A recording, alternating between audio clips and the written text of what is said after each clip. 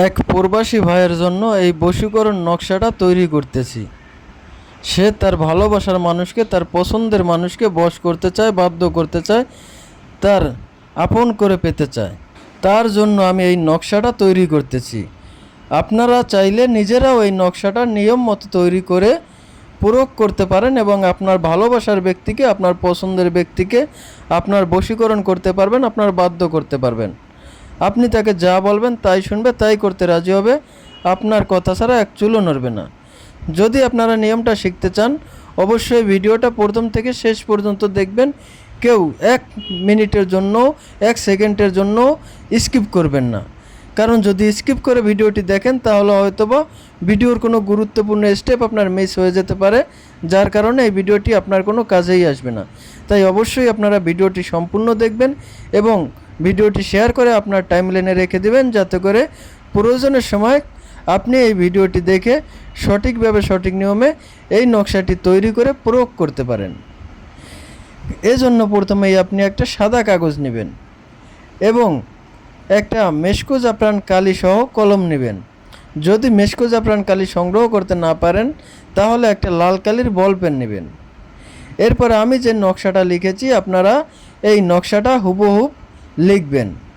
নকশার প্রথম ঘরে লেখা আছে 260, তারপরে 53, 256, 342। দ্বিতীয় ঘরে লেখা আছে 255, 44, 49, 254। তৃতীয় ঘরে লেখা আছে 245, 258, 212, 248। চতুর্থ ঘরে লেখা আছে 250, 247, 246, 237। আপনারা এই সংখ্যাগুলো নিয়ম মতো লিখবেন। এরপরে যখন নকশাটা লেখা হয়ে যাবে, নকশার নিচে আপনি লিখবেন, আয় আল্লাহ, তুমি অমুকের বেটি অমুকের দিলে মহব্বত পয়দা করিয়া আমার সাথে মিলাইয়া দাও। অর্থাৎ আপনি যদি কোনো নারীকে বশ করতে চান তাহলে প্রথম অমুকের স্থানে ওই নারীর মায়ের নাম লিখবেন, তারপরে লিখবেন বেটি, তারপরে অমুকের স্থানে ওই নারীর নামটা লিখবেন। আর আপনি যদি কোনো পুরুষকে বশ করতে চান তাহলে লিখবেন, আয় আল্লাহ, তুমি অমুকের বেটা অমুকের দিলে মহব্বত পয়দা করিয়া আমার সাথে মিলাইয়া দাও।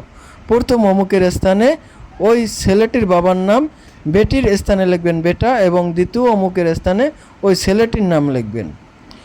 লেখা হয়ে গেলে এই নকশা লেখা অংশটুকু নাম সহকারে আপনারা সুন্দর করে কেটে নেবেন। এরপরে আপনারা এটাকে ভাঁজ করে সুন্দরভাবে একটা মাদুলিতে ভরে মোম দিয়ে আটকিয়ে নেবেন। এরপরে আপনারা এই মাদুলিটা কোনো একটা উঁচু গাছের ডালে ঝুলিয়ে বেঁধে দিবেন, যাতে করে বাতাসের সময় এই মাদুলিটা নড়াচড়া করে। বাস, আপনার কাজ শেষ।